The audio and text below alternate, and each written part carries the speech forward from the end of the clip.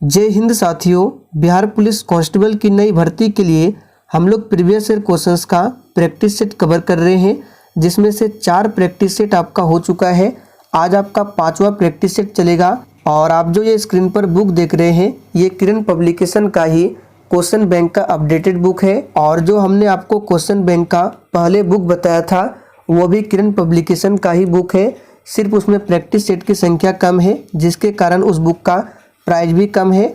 और इस बुक में प्रैक्टिस सेट की संख्या 25 है, तो इस बुक का प्राइस भी ज़्यादा है। दोनों बुक सेम है और दोनों बुक में प्रश्न भी आपको एक ही देखने को मिलेगा, सिर्फ इसमें प्रैक्टिस सेट की संख्या ज़्यादा है।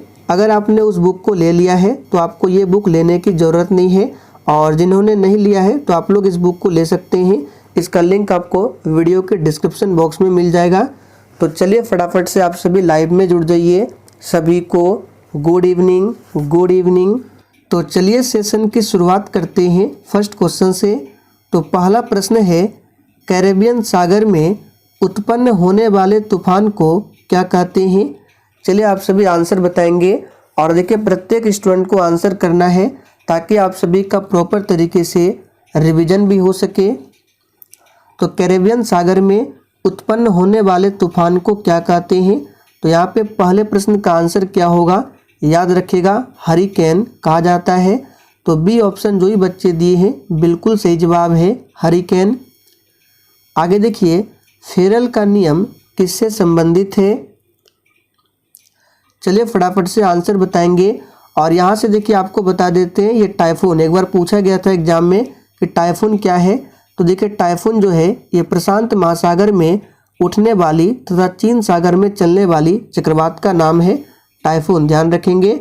और कैरेबियन सागर में उत्पन्न होने वाले तूफान को हरिकेन कहते हैं। चलिए आंसर बताइए, फेरल का नियम किससे संबंधित है? तो यहाँ पे दूसरे प्रश्न का आंसर है, ये वायु संचार से संबंधित है। आगे देखिए, भारत में न्यायिक पुनरीक्षण की संकल्पना किस देश के संविधान से ली गई है? बिल्कुल आपको सोच समझकर आंसर बताना है। तो भारत में न्यायिक पुनरीक्षण की संकल्पना ये जो लिया गया है किस देश से? तो संयुक्त राज्य अमेरिका से लिया गया है। तो बी ऑप्शन जो ही बच्चे दिए हैं बिल्कुल सही जवाब है, अमेरिका देश के संविधान से। और क्या क्या लिया गया है? तो उच्चतम न्यायालय की शक्ति और जो अधिकार दिया गया है उच्चतम न्यायालय को, ये भी लिया गया है अमेरिका से। उपराष्ट्रपति का पद, मौलिक अधिकार, वित्तीय आपातकाल, ये सभी अमेरिका देश के संविधान से लिया गया है। ब्रिटेन से क्या क्या लिया गया है, काफ़ी ज़्यादा इम्पोर्टेंट है। तो देखिए, कानून का शासन, संसदीय प्रणाली, प्रशासनिक ढांचा, ये सभी जो है ग्रेट ब्रिटेन के संविधान से लिया गया है। और रूस देश के संविधान से यानी कि USSR के संविधान से लिया गया है। तो याद रखिएगा मौलिक कर्तव्य को। आगे देखिए, तो यहाँ पे आंसर बी होगा आपका। निम्नलिखित में किसका उल्लेख नीति निर्देशक तत्व के रूप में नहीं हुआ है? बिल्कुल टॉप लेवल का प्रश्न है, आंसर बताइए।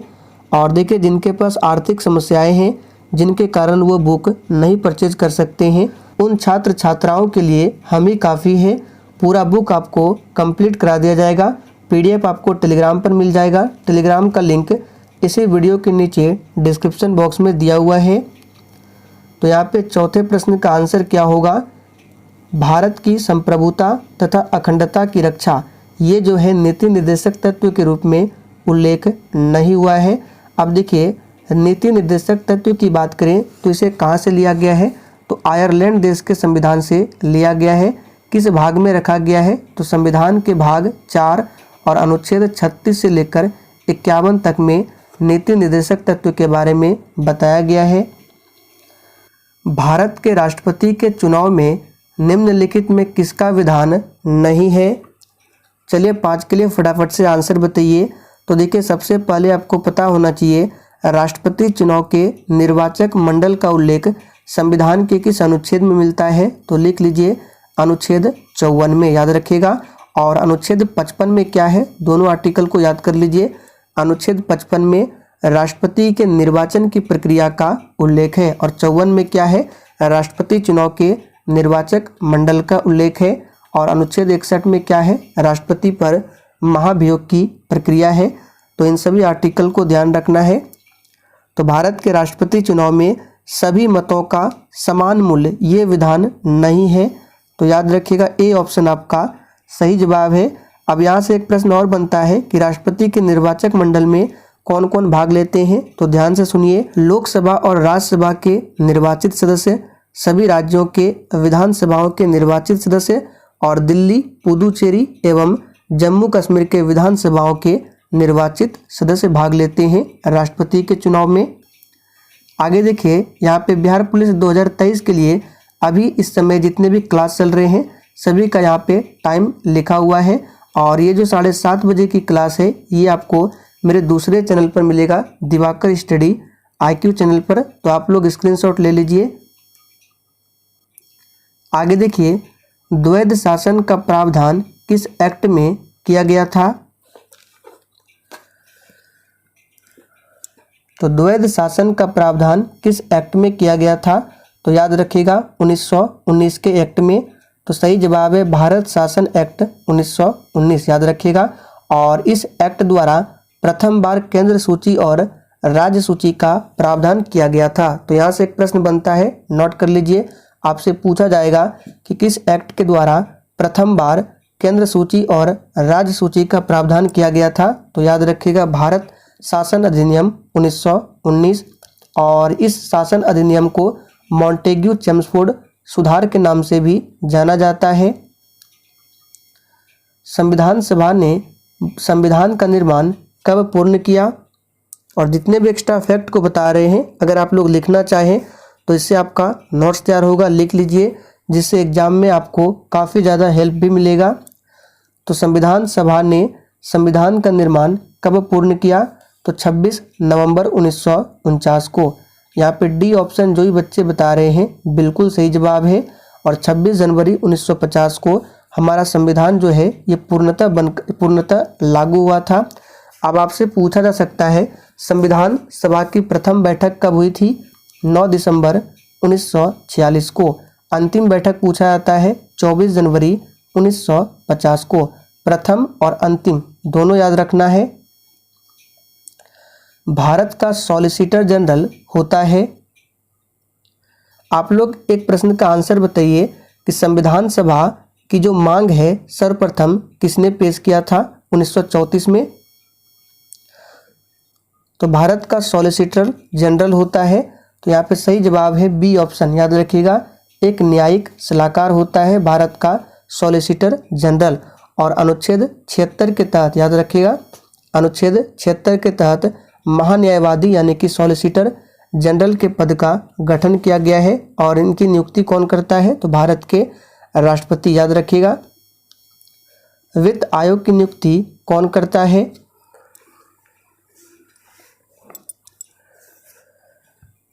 तो वित्त आयोग की नियुक्ति जो है राष्ट्रपति के द्वारा किया जाता है, और वित्त आयोग का गठन जो है ये राष्ट्रपति द्वारा अनुच्छेद 280 के अधीन किया जाता है प्रत्येक 5 वर्ष के अंतराल पर। तो यहाँ पे आंसर क्या होगा? भारत के राष्ट्रपति, याद रखिएगा। और वित्त आयोग जो है केंद्र और राज्य के बीच राजस्व वितरण का बंटवारा करता है। भाषाई आधार पर कौन सा राज्य सर्वप्रथम बना था? तो यहाँ पर आंसर क्या होगा? आंध्र प्रदेश। और आंध्र प्रदेश की नई राजधानी क्या है? तो याद रखिएगा विशाखापत्तनम। भारत में 25वां राज्य कौन सा बना है? बिल्कुल आपको सोच समझकर आंसर करना है, और जिसने अभी तक सेशन को लाइक नहीं किया है तो फटाफट से आप सभी सेशन को दिल से एक बार जरूर लाइक कर दें। तो भारत का 25वां राज्य कौन सा बना है? गोवा। बी ऑप्शन जो ही बच्चे दिए हैं बिल्कुल सही जवाब है गोवा। 30 मई 1987 में गोवा को 25वां राज्य का दर्जा दिया गया था, याद रखिएगा, 30 मई 1987 को।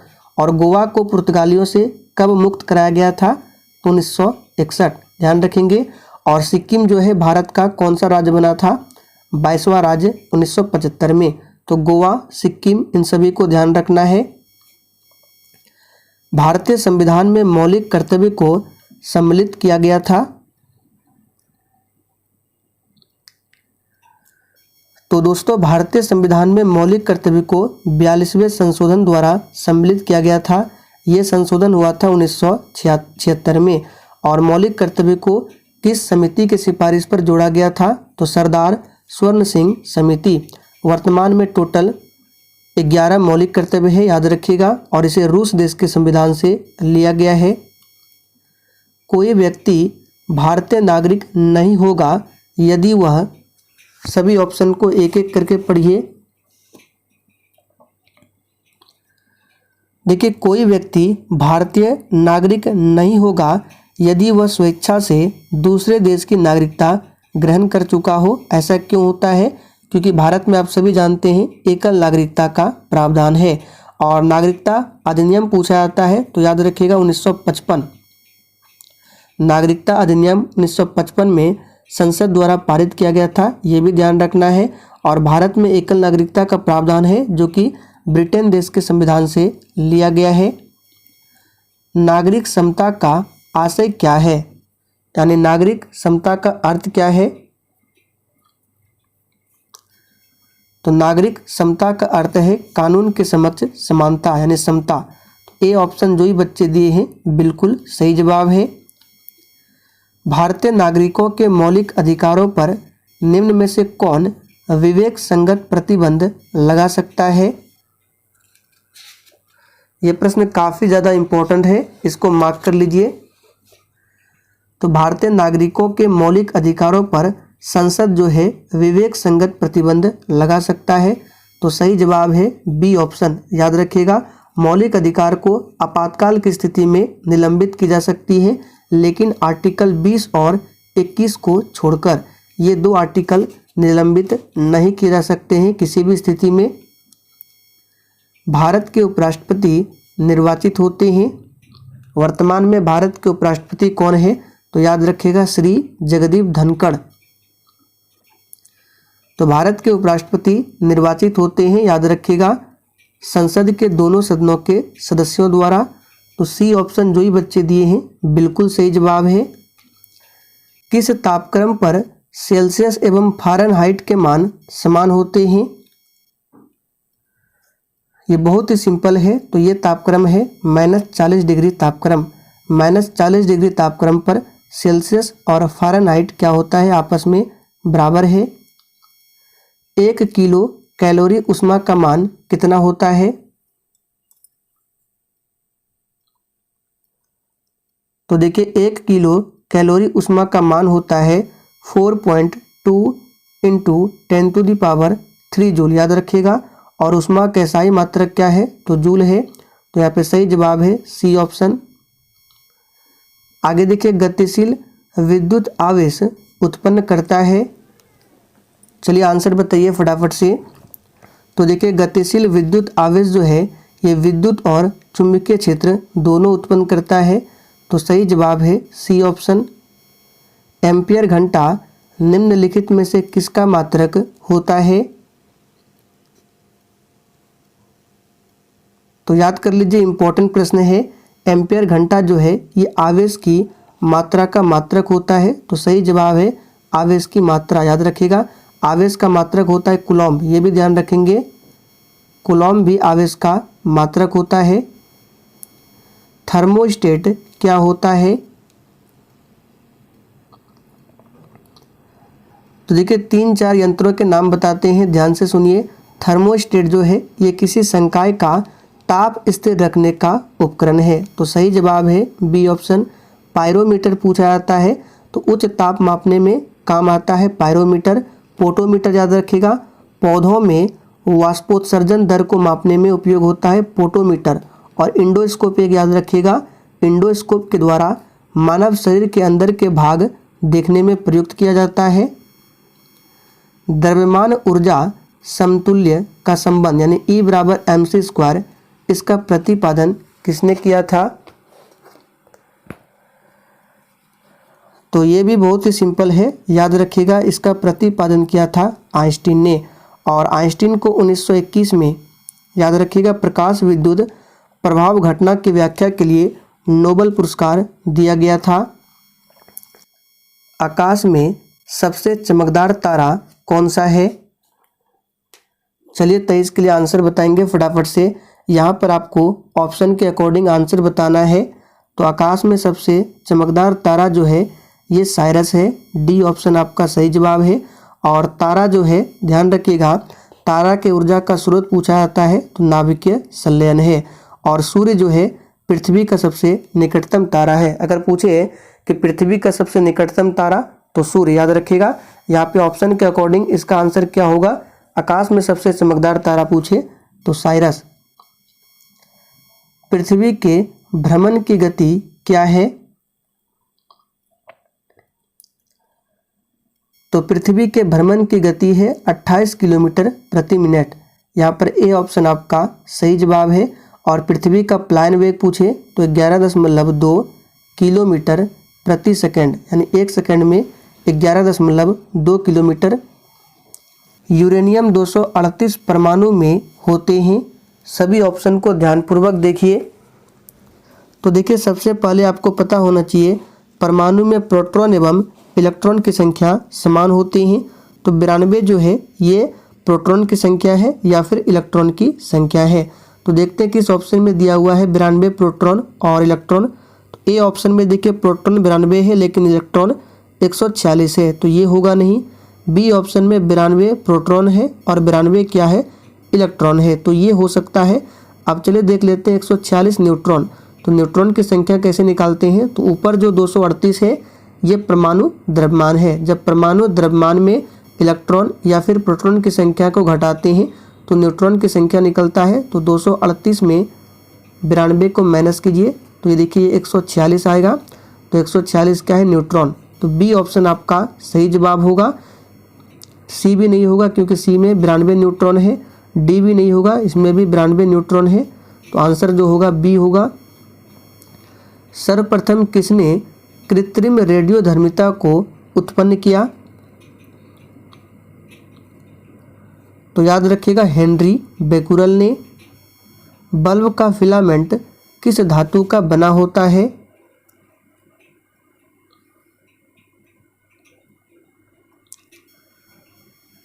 तो दोस्तों बल्ब का जो फिलामेंट है टंगस्टन धातु का बना होता है। और टंगस्टन का गलनांक कितना होता है, तो 3500 डिग्री सेल्सियस होता है टंगस्टन का गलनांक। सूर्य की असीमित ऊर्जा का स्रोत क्या है?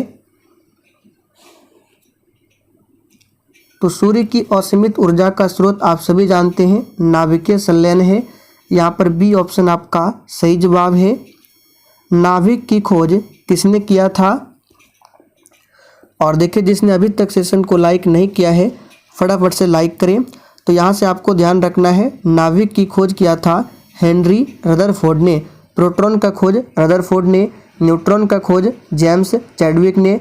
देखिए प्रोटॉन की खोज किया था गोल्डस्टीन ने, लेकिन प्रोटॉन का नामकरण पूछे तो रदरफोर्ड, याद रखिएगा। इलेक्ट्रॉन की खोज जे थॉमसन, पॉजिट्रॉन की खोज एंडरसन, आप लोग लिखते जाइए। न्यूट्रिनो की खोज पूछा जाता है पाउली ने किया था। फोटोन की खोज किया था आइंस्टीन ने। परमाणु सिद्धांत जॉन डाल्टन। परमाणु संरचना नील्स बोहर और रदरफोर्ड। आगे देखिए वह गैस जो नोबल गैस कहलाती है कौन सी गैस है?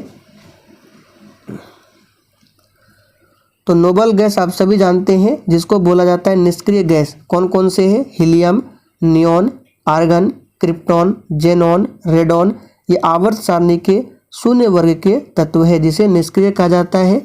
तो यहाँ पे आंसर क्या होगा, कौन सा बोला जा रहा है गैस नोबल गैस कहलाती है? तो सही जवाब है हीलियम। ठीक है। हंसाने वाली गैस कौन सी है? तो हंसाने वाली गैस है N2O जिसका नाम है नाइट्रस ऑक्साइड। तो देखिए बी ऑप्शन में दिया हुआ है। गोबर गैस में कौन सा अवयव सर्वाधिक पाया जाता है? तो दोस्तों गोबर गैस में सबसे अधिक पाया जाता है मीथेन। यहाँ पे सही जवाब है सी ऑप्शन। मीथेन का सूत्र CH4 होता है। और मीथेन का जो उत्सर्जन होता है दलदली जगहों पर होता है। मीथेन को मार्स गैस भी कहा जाता है। DPT का टीका किस रोग की रोकथाम के लिए लगाया जाता है? चलिए आंसर बताइए फटाफट से। DPT का टीका किस रोग की रोकथाम के लिए लगाया जाता है? तो देखिए इसका टीका जो है डिप्थीरिया, कुकर खांसी और टिटेनस रोग के रोकथाम के लिए लगाया जाता है। तो यहाँ पे सही जवाब है उपर्युक्त सभी। निम्नलिखित में से विषाणु जनित रोग कौन सा है?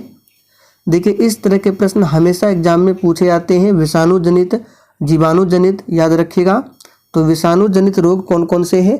तो यहाँ पे आंसर होगा एड्स। एड्स जो है ये HIV विषाणु को वायरस कहा जाता है।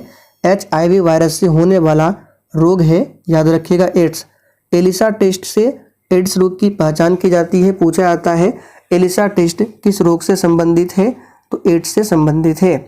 छोटी माता ये किस वायरस से होने वाला रोग है? तो वेरिसेला वायरस, यहाँ पे लिख देते हैं, इसको लिख लीजिए, वेरिसेला वायरस के कारण छोटी माता रोग है। अमीबा गति करता है। चलिए आंसर बताइए, अमीबा गति करता है किसके द्वारा? ये प्रश्न भी काफ़ी ज़्यादा इम्पोर्टेंट है। तो यहाँ पे आंसर क्या होगा? अमीबा जो है ये पादाभौं जिसको बोला जाता है स्यूडोपीडिया। तो देखिए किस ऑप्शन में दिया हुआ है? ए ऑप्शन में दिया हुआ है, इसके द्वारा गति करता है। और अमीबा जो है ये प्रोटोजोआ वर्ग में आता है, ध्यान रखेंगे। यह जो है एक कोशिकीय तथा सूक्ष्मदर्शीय जंतु है अमीबा। रेगिस्तान में वन रोपण में बाधा क्या है? इस प्रश्न का आंसर आप लोग बिल्कुल आराम से बता सकते हैं। तो कम वर्षा है। दालचीनी पेड़ के किस भाग से एकत्र की जाती है? तो देखिए दालचीनी जो है ये पेड़ की छाल से प्राप्त होता है। तो सही जवाब है सी ऑप्शन।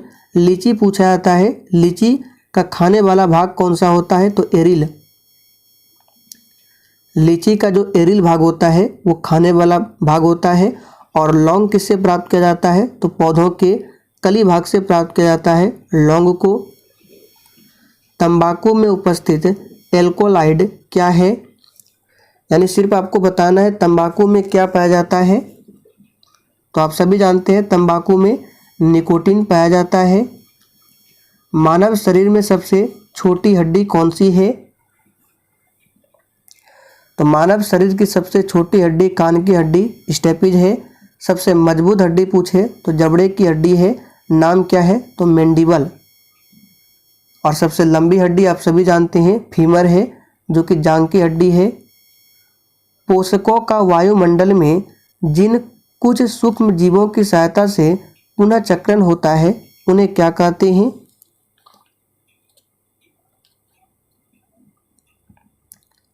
तो यहाँ पे सही जवाब है उसे अपघटक कहा जाता है, याद रखिएगा। और यहाँ से एक प्रश्न बनता है कि पारिस्थितिक तंत्र में किसकी संख्या सर्वाधिक होती है? तो याद कर लीजिए अपघटक की संख्या सर्वाधिक होती है। निम्नलिखित में से कौन सी ग्रंथि हार्मोन निर्माण से संबंधित है? तो ये आखिरी प्रश्न है, इसका सही जवाब है अंतःस्रावी ग्रंथि, ये हार्मोन निर्माण से संबंधित है। तो डी ऑप्शन आपका सही जवाब है। तो चलिए दोस्तों आज के लिए इतना ही, तब तक के लिए जय हिंद।